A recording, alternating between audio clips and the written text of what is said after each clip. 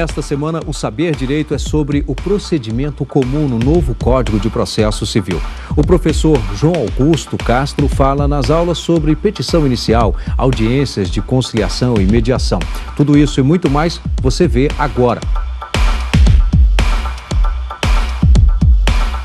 Olá, meus amigos, bem-vindos de volta. Essa é a nossa aula número 5 do nosso curso de Procedimento Comum à luz do novo CPC.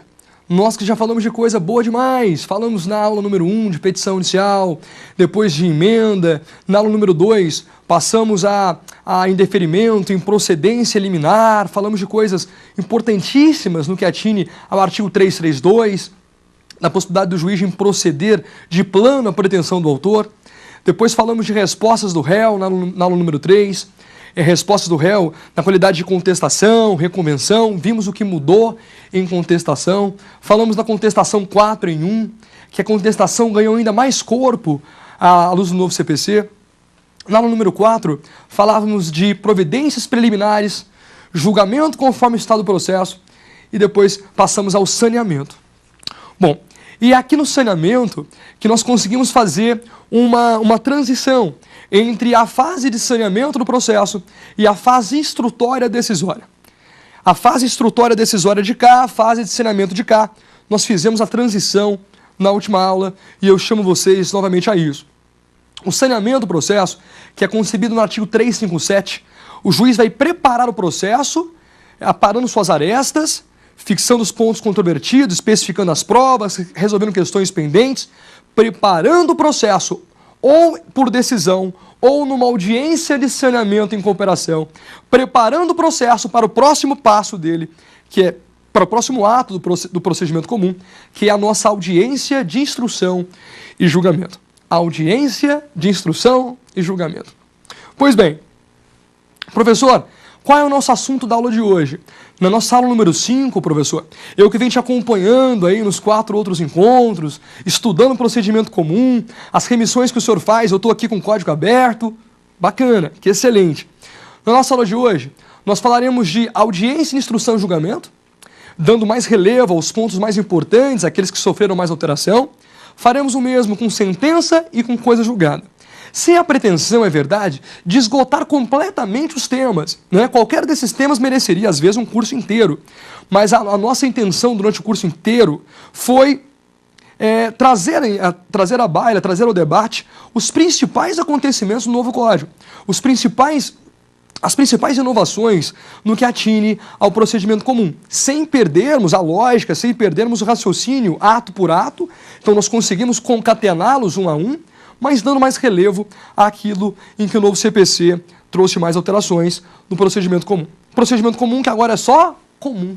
Lembra da aula 1? Procedimento comum agora é só comum. Não há subdivisões do procedimento comum em comum ordinário e comum sumário.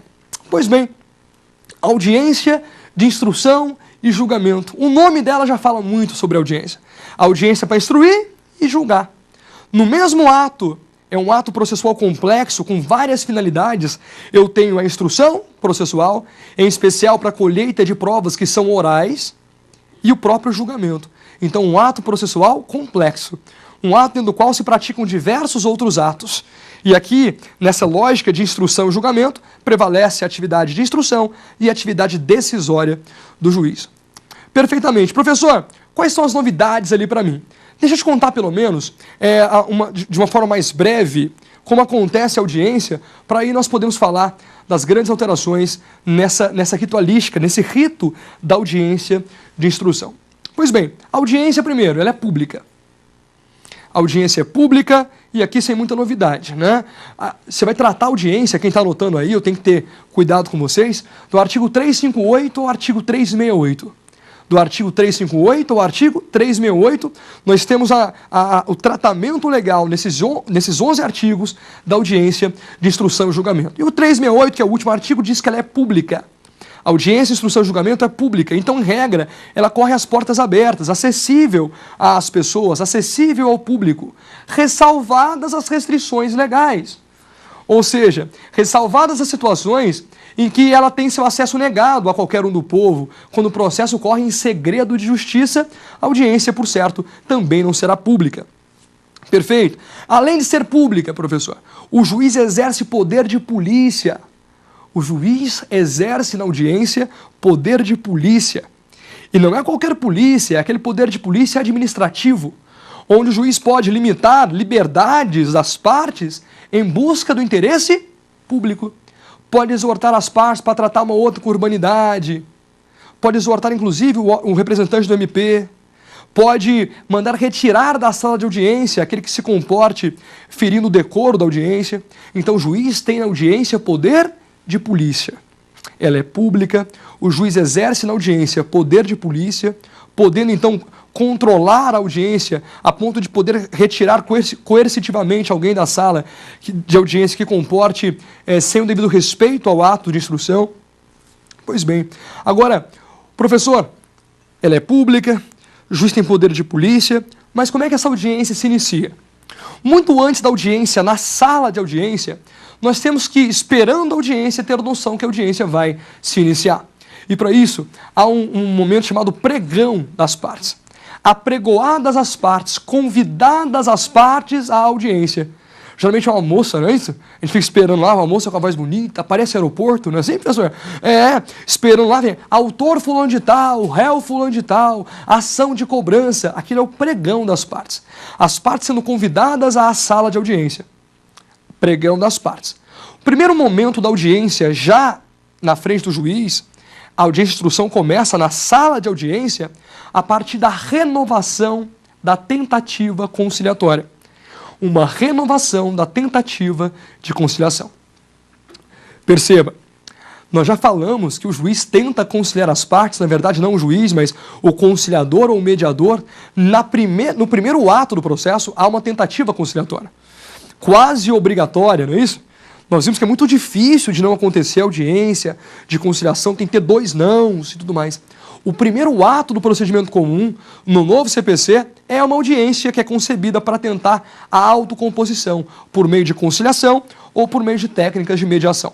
Bom, nós temos o primeiro ato que tenta conciliar e agora o último ato do procedimento, ou um dos últimos atos do procedimento, que é a audiência e instrução. O juiz inaugura a audiência renovando a tentativa conciliatória.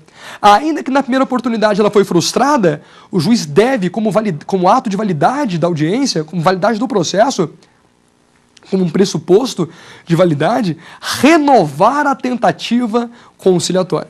Renovação da tentativa conciliatória. Foi frutífera a tentativa, a renovação da tentativa? Foi. O juiz homologa o acordo.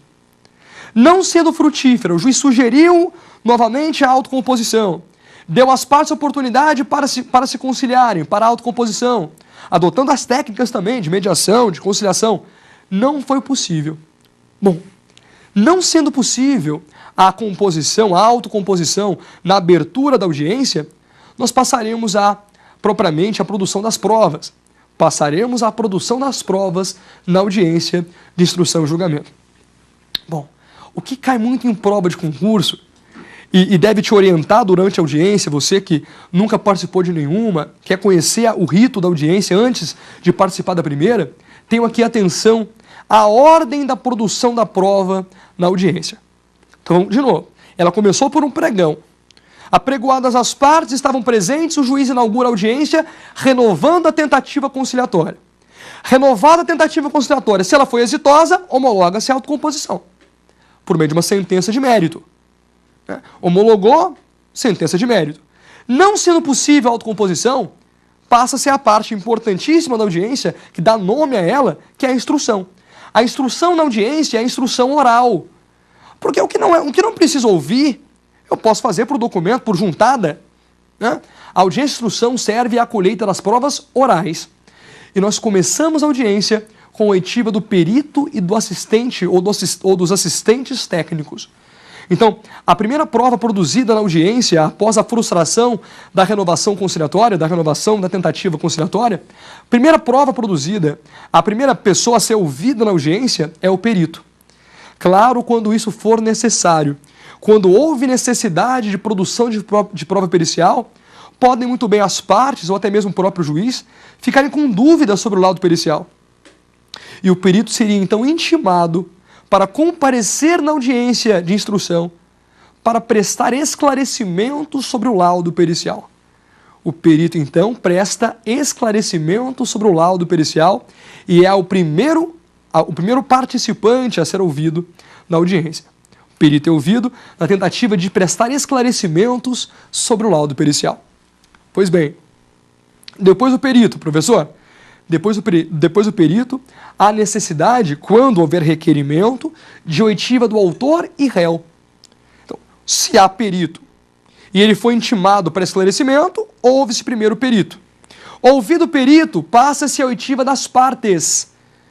Depoimento pessoal das partes. Fala o autor, enquanto o autor fala, o réu se retira, depois volta o réu e fala o réu. Depoimento pessoal das partes. Depoimento pessoal do autor, que é requerido pelo réu, e depoimento pessoal do réu, que é requerido pelo autor. Chamado depoimento pessoal das partes. Sua dúvida pode ser, professor, qual que é o sentido, qual que é o interesse de ouvir as partes no processo? Bom, ouvir as partes no processo não tem, por certo, o intuito de obter testemunhos delas. As partes não são testemunhas de si mesmas, porque a testemunha não pode tomar partido, a testemunha não pode torcer para a vitória do autor, tampouco para a vitória do réu. Não poderia, então, o autor e réu serem testemunhas de si mesmos. Por certo, cada um torce para... O autor torce muito para ele, o réu torce muito para a sua própria vitória. Então, por certo, não há no depoimento pessoal a característica de testemunho. Depoimento pessoal das partes não é depoimento juramentado. As partes não prestam juramento. Estou aqui, excelência, e vou dizer só a verdade. Se não disser a verdade, sai daqui preso. Não existe isso em depoimento pessoal das partes. Elas não são as partes juramentadas. Não estão condicionadas ali.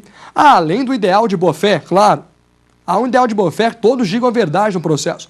Mas depoimento pessoal das partes não é um testemunho, não é uma prova obtida por meio de testemunho. Não há juramento nessa prova. Não há juramento de dizer apenas a verdade sob pena de prisão. Tá bom? Bacana. Professor, se depoimento pessoal não é juramentado, para que o juiz ouve, então, autor e réu?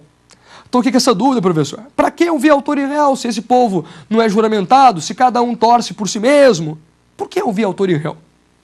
Atenção. Autor e réu são ouvidos muito mais na tentativa da obtenção de confissões. Eu ouço autor e réu porque é provável que, falando os fatos, narrando os fatos como eles aconteceram para o juiz, o autor acaba caindo em contradição. Se havia algum deslize, algum equívoco, alguma mentira, lá na petição inicial do autor, que foi elaborada pelo advogado, por certo, às vezes, entre o falar para o advogado e o que realmente aconteceu, há uma diferença significativa. Então, o autor traduz ao advogado o que aconteceu, o advogado passa para a petição inicial uma coisa, e o juiz, ao ouvir o autor acaba caindo em contradição. E, ao cair em contradição, obtém-se as confissões. E as confissões é o que há de mais importante no depoimento pessoal das partes. Depoimento pessoal das partes é um depoimento muito mais para a obtenção de confissões. Porque se o autor simplesmente ratificar tudo que já disse na petição inicial, sem tirar nem pôr, sem mudar nenhuma vírgula, não houve importância no seu depoimento pessoal. Depoimento pessoal é um depoimento pessoal para obtenção de confissão. Pois bem, veja, então eu tenho aqui, começo pelo perito, depois eu tenho a oitiva do autor, depois a oitiva do réu. Oitiva do autor e do réu que corresponde ao depoimento pessoal das partes. E aí, professor, depois que eu ouvi autor e réu, veja, perito, autor, réu, depois, no final da instrução da audiência, é que são ouvidas as testemunhas. Testemunhas do autor, testemunhas do réu. Aqui sim, um ponto muito importante de mudança do novo CPC. No procedimento de oitiva das testemunhas, ao invés de fazer a pergunta para o juiz e o juiz reperguntar a testemunha, agora a própria parte, por meio do seu advogado, por certo, perguntará à testemunha. A própria parte, o advogado da parte, faz a pergunta à testemunha. Não há mais aquele telefone sem fio. Parte pergunta, o juiz escuta X, repergunta Y, a parte responde Z, vai para o termo de audiência W. Nós quebramos um pedaço desse telefone sem fio. E a parte fará a pergunta diretamente à testemunha no novo Código. Assim como já sofreu mudança o Código de Processo Penal, no rito do júri, nesse sentido, não é isso? Meus alunos do júri aí, minha galera que gosta de penal, não é assim? Aqui no processo civil agora também. A regra é que no procedimento comum, a parte faça a pergunta diretamente à sua testemunha. Claro, isso não tira do juiz a necessidade de indeferir as perguntas que forçam o erro, que levam a testemunha ao erro. O juiz pode continuar fazendo o controle das perguntas, indeferindo as perguntas, por exemplo, que não dizem respeito aos fatos controversos. Uma pergunta sobre um fato que não é controvertido mais, um fato que já foi até mesmo confessado pelo réu. O autor vem e pergunta, o juiz pode muito bem indeferir. Então, o fato da própria parte formular a pergunta à testemunha não tira do juiz a necessidade de fazer controle sobre as perguntas que são dirigidas às testemunhas. Perfeito? Legal. Quantas são mesmo as testemunhas? Eu brinco que é uma Kombi de testemunha. Cabe testemunho demais. Cada escritório tem uma Kombi. 10 testemunhos do autor, 10 testemunhos do réu. Podendo o juiz limitar até 3 para cada fato. 10 do autor, 10 do réu, limitadas até 3 por fato. Bacana? Ótimo. Vamos terminar aqui o nosso procedimento da audiência. Você já sabe que ele é pública. Você sabe que o juiz tem poder de polícia na audiência. Esse poder de polícia é um poder de polícia administrativo, por meio da qual o juiz restringe liberdades individuais em busca do interesse público e da boa audiência, né, da boa instrução na audiência, e que as provas são produzidas. Primeiro o perito, depois autor, depois réu, depois as testemunhas. Eu chamo sua atenção aqui para um detalhe importante. Para quem faz prova, os mnemônicos são importantes. Veja, perito, autor, réu, testemunhas. Isso forma um mnemônico partes, um bizuzinho, partes, perito, autor, réu e testemunhas. Partes, isso é a ordem de produção das provas na audiência. Bacana? Pública, poder de polícia, por fim. Terminando a colheita da prova oral, passa-se à fase de julgamento. E o juiz pode sentenciar no ato da audiência, indo para o termo a sua sentença, ou em 30 dias. Mas antes de sentenciar, o juiz tem que dar às partes ainda a possibilidade do tal do debate oral. Então veja só, a pregão das partes, renovação da tentativa conciliatória, produção das provas orais na ordem das partes, perito, autor, réu, testemunha, depois debates orais. O que é esses debates orais ou alegações finais orais? Alegações finais orais é a oportunidade que as partes terão agora, seus advogados, num prazo de 20 minutos, prorrogáveis por mais 10, para fazerem o seu resumo dos acontecimentos. Na verdade, é uma boa oportunidade para que a parte resuma os seus fatos, demonstrando que eles estão agora cobertados pelas provas, e reformule a pretensão, reitere o pedido.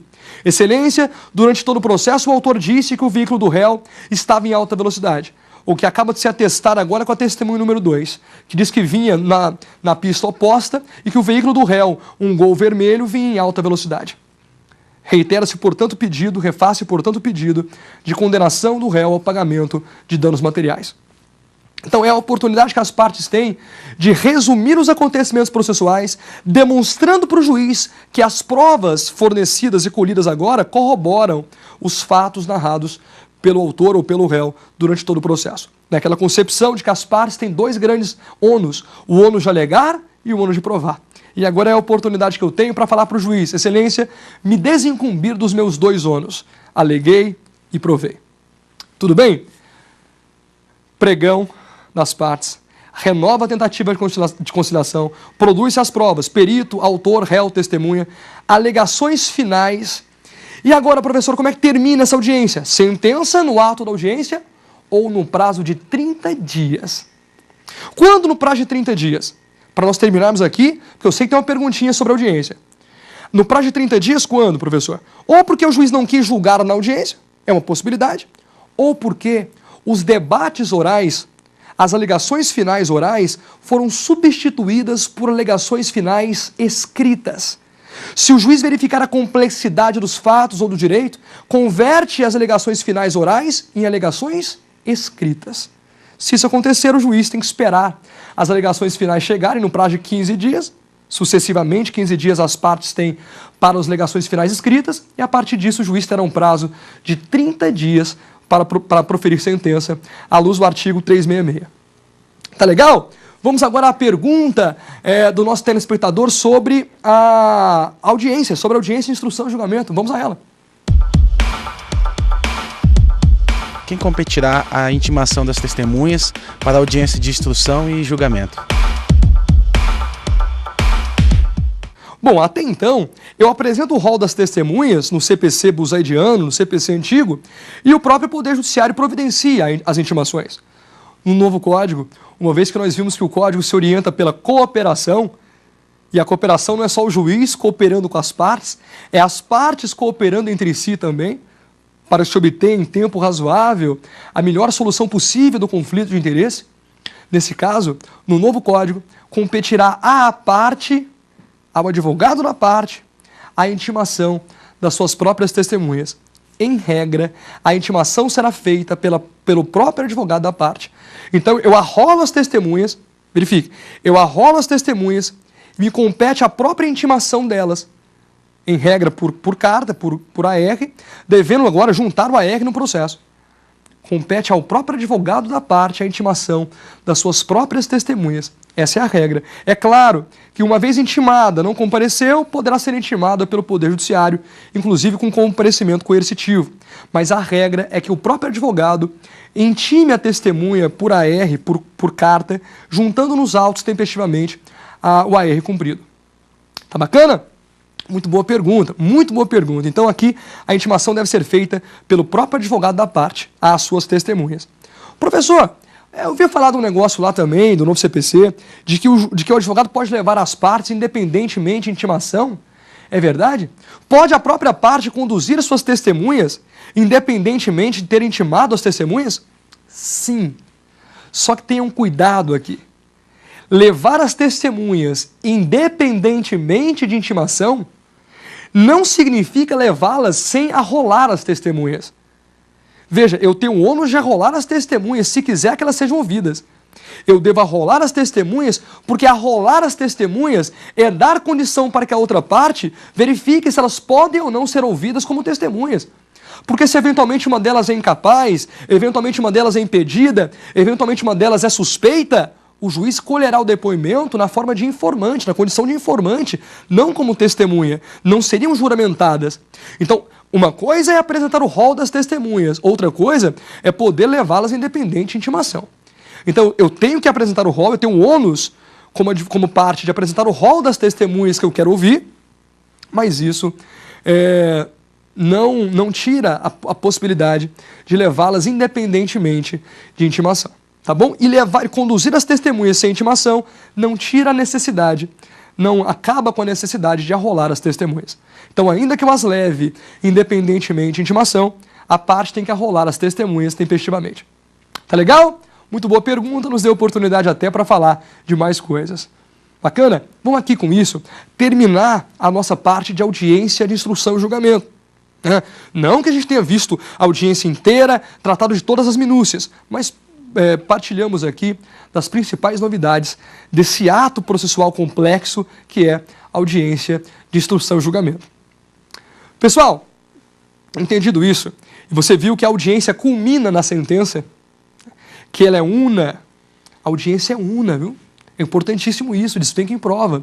A audiência é una, sempre una. Ainda que o juiz suspenda ela para continuar em outra oportunidade, quando, por exemplo, faltou um perito, ou quando, por exemplo, ele quer ouvir uma testemunha que foi referenciada pela parte, ele pode suspender a audiência numa oportunidade, artigo 365. Ele suspende a audiência numa oportunidade para continuar a audiência em outro momento. Mas a audiência de instrução e julgamento é sempre una. Tá legal? E culmina na sentença que julga o processo, na sentença que julga procedente, que julga improcedente, que julga parcialmente procedente ou que eventualmente extingue o processo sem resolução do mérito. Pois bem, já que o nosso assunto é em sentença, vamos aprofundar um pouquinho nesse assunto. vamos tratar agora de sentença.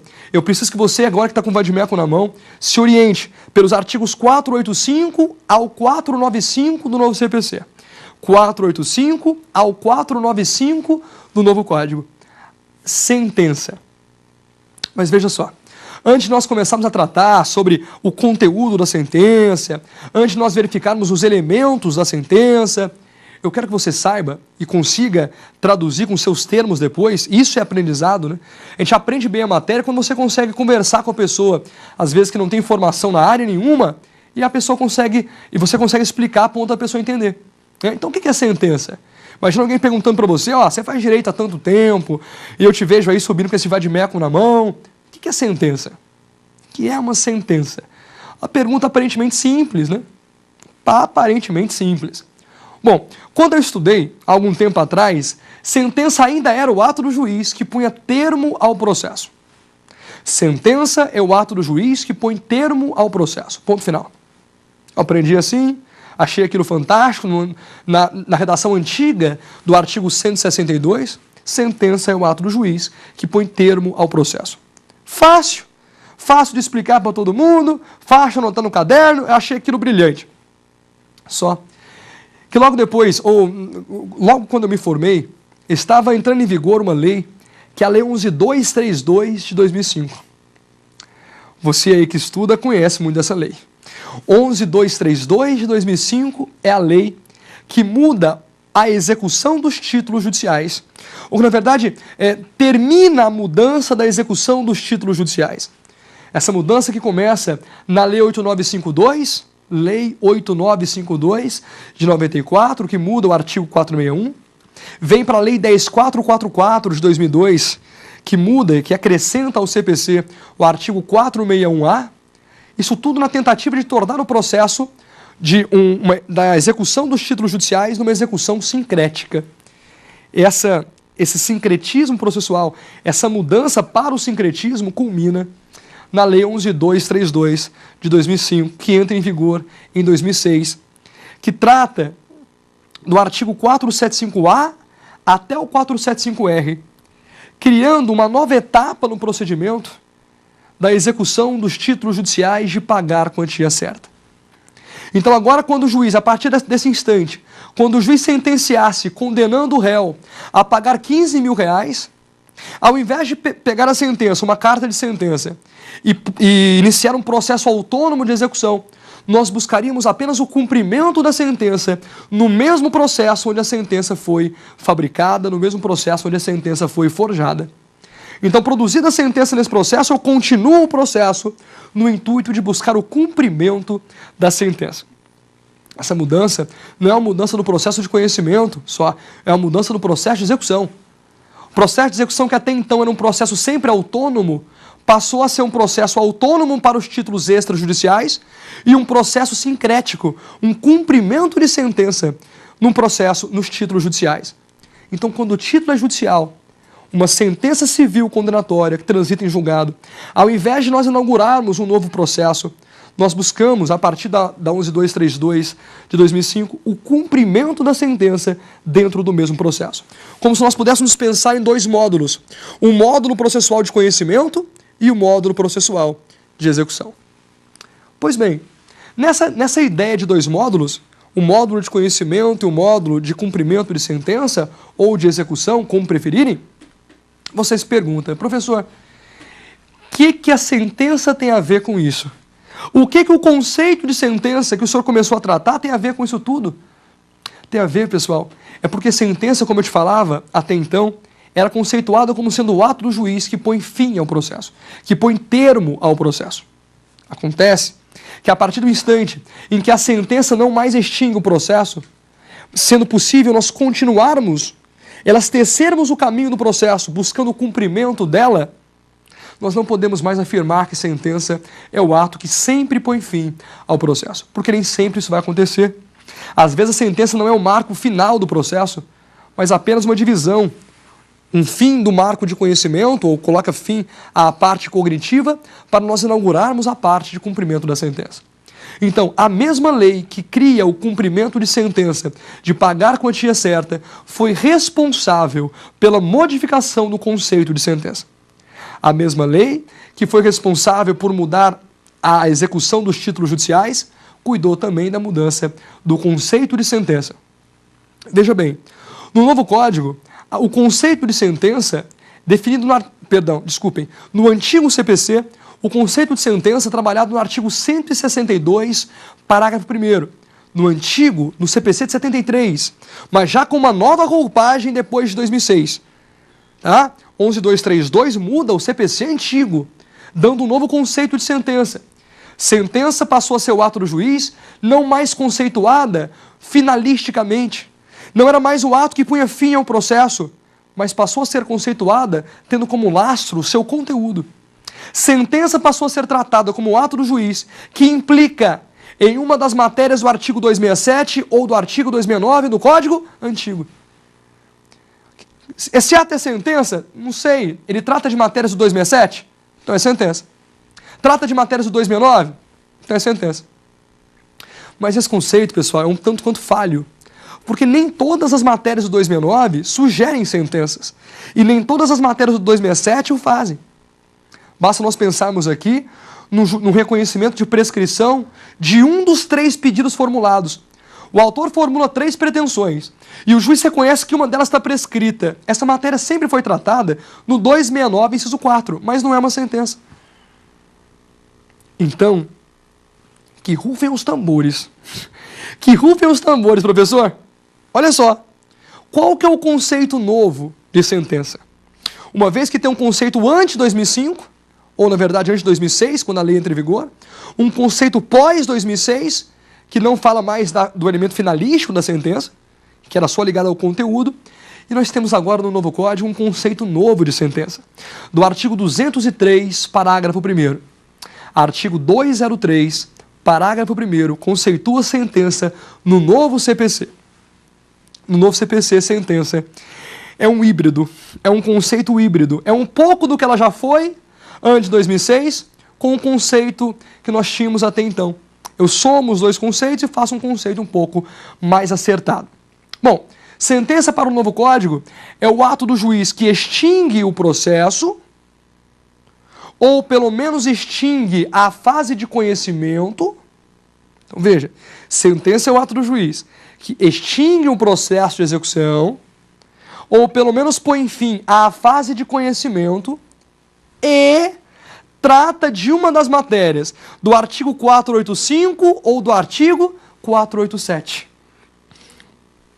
O que aconteceu, professor? É uma soma dos 2 conceitos. Sentença voltou a ser um ato finalístico que tem a finalidade de pôr fim ao processo, ou pelo menos à sua fase de conhecimento. Porque quando o processo não encerra, quando a sentença, não encerra o processo, pelo menos a fase de conhecimento ela encerra. Então a sentença continua sendo um ato que tem aptidão de pôr fim a alguma coisa. Se não ao processo, pelo menos à sua fase de conhecimento. Mas além disso, além de ter aptidão, além de ter o elemento finalístico de pôr fim ao processo, a sentença também é um ato de conteúdo do 485 e do 487. O ato só é sentença quando extinguir o processo ou, pondo fim à fase de conhecimento, cuidar de uma das 10 matérias do 485 ou uma das 3 matérias do artigo 487. Bom, sabendo que sentença agora é esse híbrido de sentença finalística com conteúdo de sentença, é uma soma dos 2 conceitos que nós tivemos nos últimos anos de sentença. Quando ela fala que conteúdo de sentença é 485 e 487, nós precisamos desvendar esses 2 artigos. Bom, 485 é o primeiro artigo que trabalha sentença no novo CPC. A matéria de sentença, como eu já havia dito, é tratada do 485 ao 495 do novo Código. No 485 ele diz: o juiz não resolverá o mérito quando? O juiz não resolverá o mérito quando? Inciso 1. Quando ele indeferir a petição inicial. Quando o juiz indefere a petição inicial. Nós já falamos disso. Sabemos até as hipóteses de indeferimento lá na nossa aula número 2. Lá no artigo 330, indeferindo a petição inicial, o juiz extinguiu o processo sem resolver o mérito. E esse ato é uma sentença. Porque está no conceito de sentença, que extinguiu o processo e ao mesmo tempo cuidou de matérias do 485 ou 487, o ato é sentença. Logo, inciso 1 do artigo 485, indeferimento da petição inicial.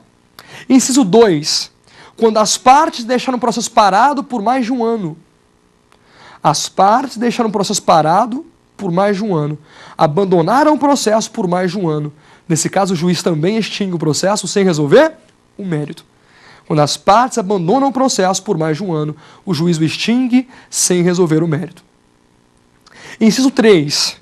Quando o autor, por não promover as diligências que lhe compete, negligencia o processo, deixando ele parado por mais de 30 dias por negligência do autor.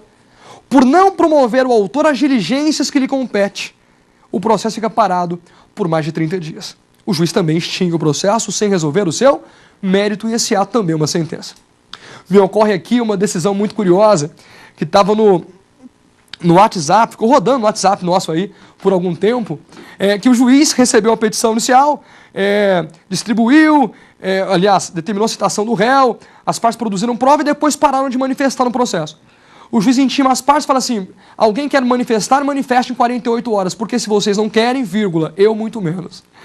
Eu adoro isso e é fantástico, porque é uma decisão, ela pode ser curiosa, pode ser engraçada, mas ela não é sem educação, porque é isso mesmo. O processo foi concebido para as partes. Se as partes abandonam por mais de um ano, ou o próprio autor que tem pretensão não pratica a diligência, e o processo por negligência dele fica parado por mais de 30 dias, o que deve acontecer? Primeiro, não é instantâneo. O juiz intima as partes, ou só o autor, no caso do inciso 3, ou as partes, no caso do inciso 2, para que movimentem o processo, para que se manifestem no processo no prazo de 5 dias. Esse prazo eram 48 horas no artigo 267 antigo. Agora, no 485, parágrafo 1º, nas hipóteses de extinção do processo por abandono das partes ou por abandono do autor, o juiz não pode extinguir sem oportunizar que elas se manifestem no prazo de 5 dias. Nós voltaremos nesse ponto, mas eu tenho uma pergunta para responder e eu não posso deixar sem resposta. Vamos a ela?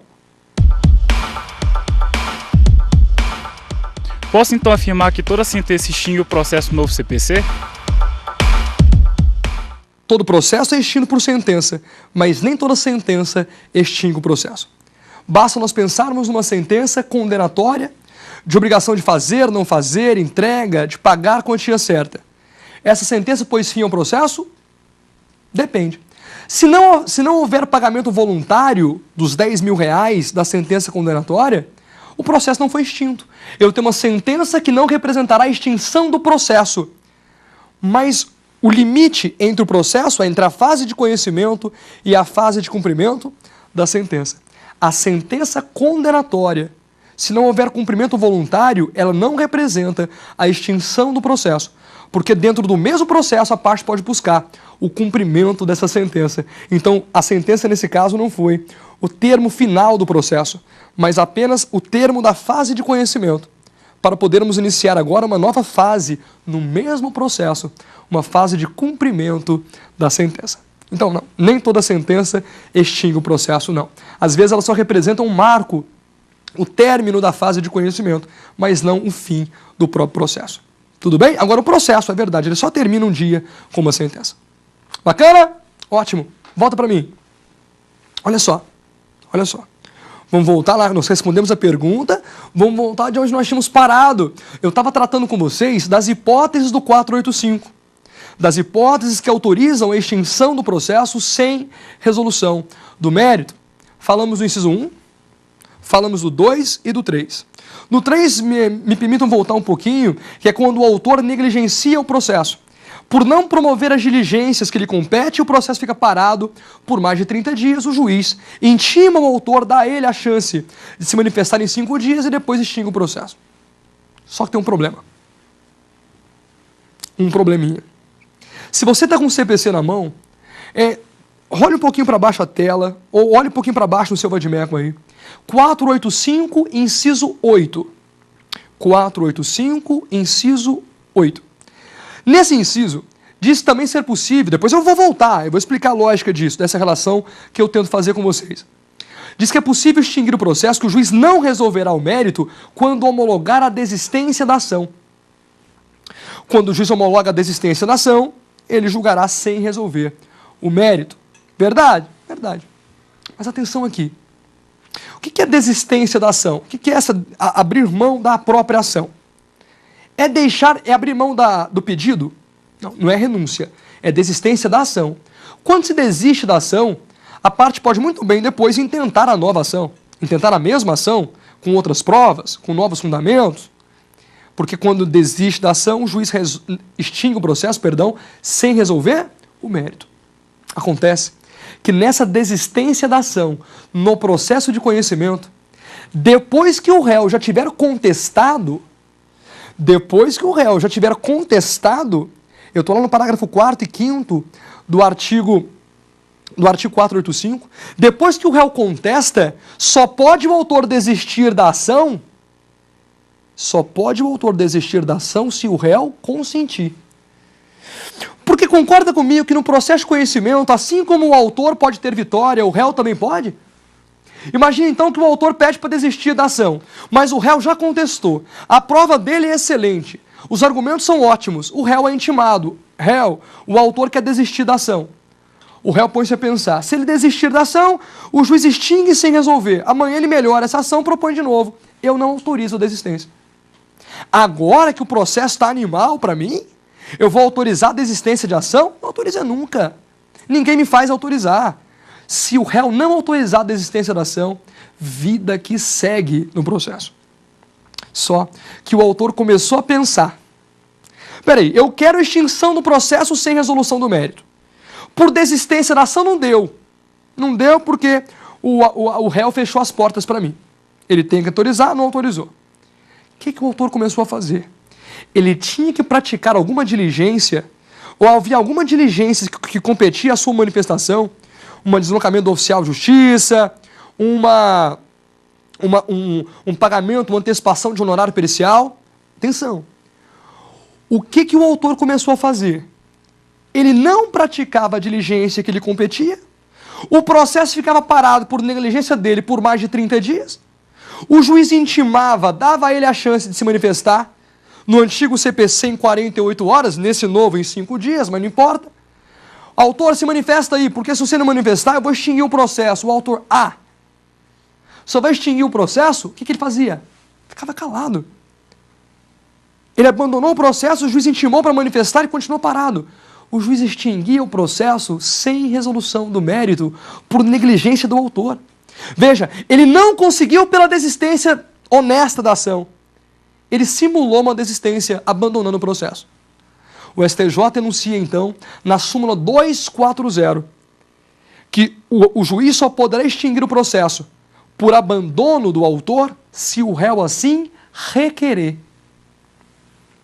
Atenção, meus amigos. Se o autor abandona o processo por mais de 30 dias, o juiz, à luz da súmula 240, só pode extinguir se o réu requerer. O novo CPC incorpora essa súmula na sua redação. No artigo 485, parágrafo 6º.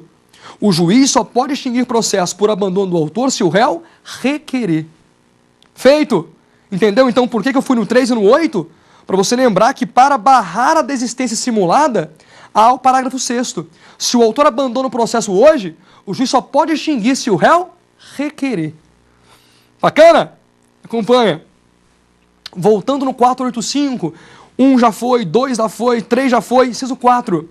Por falta de pressupostos processuais, de constituição de desenvolvimento válido do processo, faltou pressuposto, o juiz também julgará o processo e não resolverá o seu mérito. É aquela extinção anômala, é aquela extinção que o novo CPC não quer que aconteça, mas eventualmente, não tendo outra saída, extingue-se o processo. Lembrando que o juiz não pode extinguir processo sem resolver o mérito, sem dar às partes oportunidade para corrigir o vício. Mas se eventualmente não foi possível corrigir, o vício era insanável, nós entramos nessas hipóteses de extinção. Bacana? Ótimo. Inciso 5. Quando acontecer perempção, litispendência e coisa julgada. Nós sabemos o que é perempção. O autor por 3 vezes abandona o processo e por 3 vezes o juiz extingue. 3 extinções por abandono da ação pelo autor. Na 4ª vez, o autor está impedido de repropor a mesma ação. Litispendência. Há 2 ações idênticas com tríplice identidade. As partes são iguais, Causa de pedir iguais, pedidos iguais. São idênticas. Se elas são idênticas e estão na pendência de julgamento, há uma litis pendência. Pega isso? Litis pendência. Litis pendente de julgamento. Nesse caso, o juiz tem que extinguir uma das duas. Né? E vai extinguir qual, professor? Qual que é o ato do juiz que induz litis pendência? Não é a citação? Então, onde aconteceu a primeira citação válida, preserva-se o processo. No outro processo que é idêntico, haverá extinção. Coisa julgada, também uma tríplice identidade. Só que uma das ações já foi julgada e transitada em julgado. Se já há uma ação sobre os mesmos termos que já foi julgada e transitou em julgado, eu tenho que extinguir a segunda ação. Bacana. Inciso 6 do 485. Por falta de legitimidade e interesse. Por falta de legitimidade e interesse. Já conversamos sobre isso. Não se fala mais em condições da ação no novo Código. Isso foi resumido a legitimidade e interesse, que para os autores, professor Medina, professor Fred Dier, por exemplo, são autores que concebem agora o que sobrou das condições da ação, que é a legitimidade e interesse, como pressupostos do processo. Tudo bem? Show de bola! Sensacional, professor, estou compreendendo, estou acompanhando com o senhor aqui o 485. Eu estava no 6, inciso 7. Extingue-se o processo ou o juiz não resolverá o mérito por convenção de arbitragem. Havendo convenção de arbitragem, o juiz se vê forçado a não resolver o mérito, isso quando a parte requerer. Lembra da nossa aula número 3. Na nossa aula número 3, olha só, quando nós falamos de resposta do réu, uma das preliminares é a convenção de arbitragem. E o juiz só pode verificar convenção de arbitragem desde que o réu tenha requerido. O juiz não conhece de ofício da convenção de arbitragem nem da incompetência relativa. Então, nesse rol do 485, o juiz pode não resolver o mérito por convenção de arbitragem, mas lembrando, desde que ela tenha sido arguída pela parte ré. Tudo bem? 7. Inciso 8, quando o juiz homologar a desistência da ação. Nós já sabíamos. Inciso 9, e penúltimo inciso desse rol extenso de hipóteses de não resolução do mérito. Quando, por morte da parte, a ação for considerada intransmissível. A ação intransmissível, então, João, casado, tem 2 filhas, espera as meninas se casarem e propõe uma ação de divórcio. Chama as 2 meninas, faz uma reunião com elas em casa, cai muito doente, João fica muito doente durante a ação de divórcio, chama as filhas em casa, elas ficam do lado da cama e elas seguram fortemente a mão do pai. O pai diz o seguinte: ó, minhas filhas, tem aqui algumas notícias para dar para vocês. Primeiro, que papai propõe uma ação de divórcio contra a mamãe. Nossa, papai propôs uma ação de divórcio contra a mamãe. Segundo, é que papai está muito doente, papai vai falecer, e tem um último pedido, que vocês terminem essa ação, continuem nessa ação pelo papai. Papai não quer ficar do céu, do inferno, lembrando desse casamento infeliz. Né? Imagina nessa hora o papai, João, aperta a mão das 2 meninas, com mais força um pouco, e de uma hora para outra, abre a mão fazendo a passagem. Professor Seu Brega, que caso que é esse? João falece no curso da ação de divórcio. Se João falece no curso da ação de divórcio, minha dúvida é, podem os herdeiros, os sucessores ou o espólio, substituir João para terminar o divórcio por ele? Não. Nas ações intransmissíveis, só resta ao juiz uma saída: a extinção do processo sem resolução do mérito. Legal? E no 10º inciso, no inciso número 10, nos demais casos prescritos em lei. Bacana, aqui nós passamos por todos os casos, esse rol é exemplificativo, números apertos, não números clausos. Há outras hipóteses esparramadas no CPC. Mas eu tenho agora uma terceira dúvida de um amigo ou de uma amiga de casa que vai me fazer uma pergunta e estou aqui pronto para te responder. Vamos lá?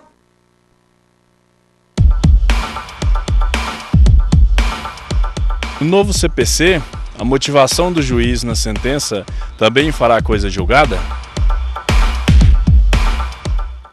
Bom, nós já tratamos de sentença no seu conteúdo, falamos que ela tem conteúdo do 485, concebemos as 10 hipóteses. Do 487, nas suas 3 hipóteses, quando o juiz rejeita ou acolhe o pedido, reconhece prescrição e decadência, nós já falamos em outras oportunidades, ou simplesmente porque o juiz homologa um acordo, homologa uma renúncia, homologa um reconhecimento jurídico do pedido. Pois bem, Se esse é o conteúdo da sentença, professor, quais são os elementos dela? Fazendo isso tudo para te responder, né? Os elementos da sentença, lá no 489 do novo CPC. Relatório, motivação, dispositivo. Relatório, motivação, dispositivo. No relatório, o juiz faz um relato dos principais acontecimentos do processo. Na fundamentação, ele fundamenta, ele motiva o porquê julgar assim, porquê julga procedente, porquê julga improcedente, porquê que extingue. Na motivação, ele traz as razões de fato e direito.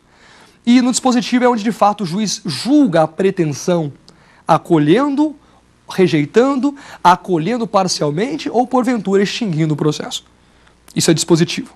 Até então, até o CPC de 73, a única parte da sentença que ficava protegida pela coisa julgada, pela autoridade da coisa julgada, veja, o novo CPC, quando conceitua coisa julgada, diz que é a autoridade da coisa julgada, a autoridade de tornar imutável e indiscutível uma decisão de mérito não mais sujeita a recurso. A autoridade que a sentença tem de se tornar indiscutível quando teve seu mérito investigado e não pende mais sobre ela nenhum tipo de recurso.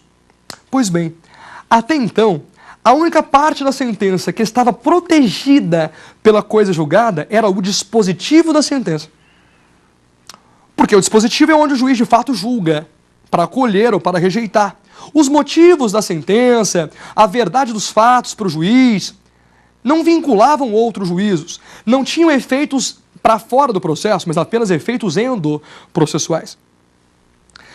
Pois bem, a única parte que era protegida na sentença pela imutabilidade da coisa julgada era o dispositivo, é aquele julgo procedente para condenar em 30 mil reais. Aquilo se tornava imutável.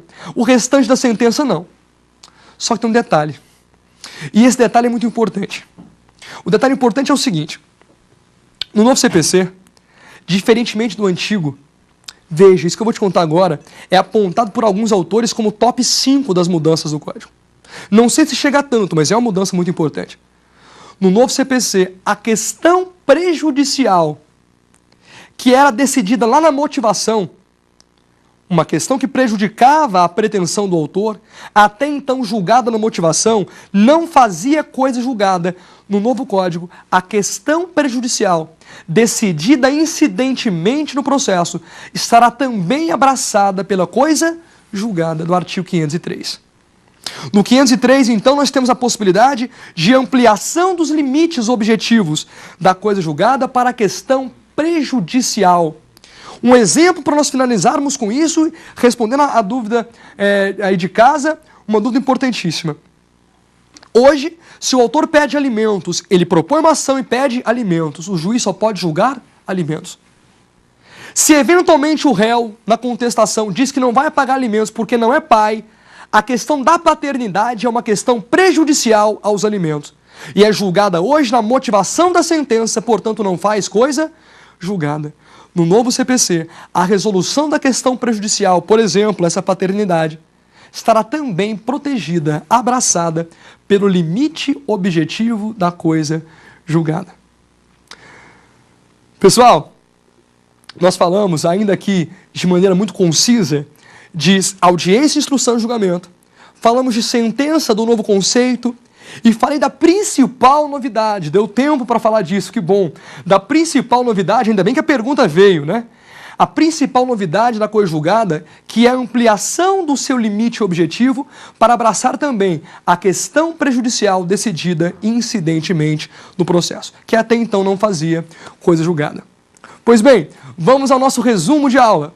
Pessoal, nós falamos hoje sobre audiência, instrução e julgamento. Falamos que essa audiência é una, que ela pode sofrer suspensões, mas ela é una, ela é pública, que o juiz tem poder de polícia, que ela começa por um pregão, depois o juiz renova a tentativa conciliatória. Terminando aí, falamos da fase de instrução, vamos falar de sentença. Verificamos que à luz do artigo 203, parágrafo 1º, o conceito de sentença hoje é diferente do que era. Depois falamos de coisa julgada, na sua grande novidade, que é a proteção também pela imutabilidade da sentença da questão prejudicial decidida incidentemente no processo. Aquela questão que foi levantada pelo réu da não paternidade, de não ser pai, decidida pelo juiz, mesmo que de forma incidente, passará a estar protegida pela imutabilidade da coisa julgada. Tudo bem?